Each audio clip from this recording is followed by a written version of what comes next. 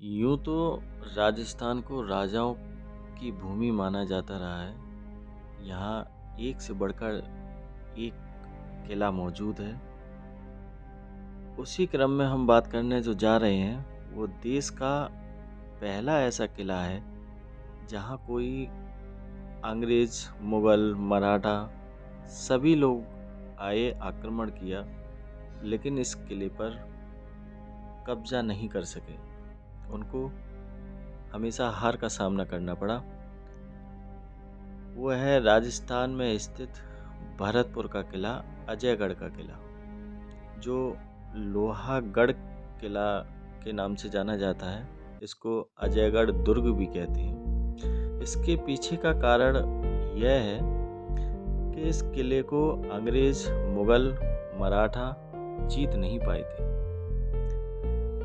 भरतपुर को राजस्थान का पूर्वी द्वार कहा जाता है। इस जिले में सियासत काल का एक किला है, जिसका नाम है अजयगढ़। इस किले को मुगल, मराठा और अंग्रेजी हुकूमत भी फतेह नहीं कर सकी। भरतपुर सियासत के लोहागढ़ किले का निर्माण 1737 ईस्वी में महाराजा सूरजमल ने करवाया था। सुरक्षा की दृष्टि से लोहागढ़ किले के चारों तरफ सुजान गंगा नहर बनाई गई और भरतपुर शहर के चारों तरफ कच्चे मिट्टी का परकोटा बनाया गया, जिसमें चारों तरफ शहर में प्रवेश के लिए पुख्ता बड़े बड़े 12 गेट बनवाए गए थे। जानकारी के अनुसार पहले युद्ध तोप और बारूद से ही लड़े जाते थे और तोप और बारूद से बचाव के लिए महाराजा सूरजमल द्वारा किले को बनवाने के लिए एक खास तरह की तकनीकी अपनाई गई थी। इसके लिए दीवार के चारों तरफ सैकड़ों फीट चौड़ी कच्ची मिट्टी की दीवार बनाई गई, जिससे तोप के गोले मिट्टी की दीवार में ही धंस जाते थे और दुश्मन कभी भी इस किले को फतेह नहीं कर पाए।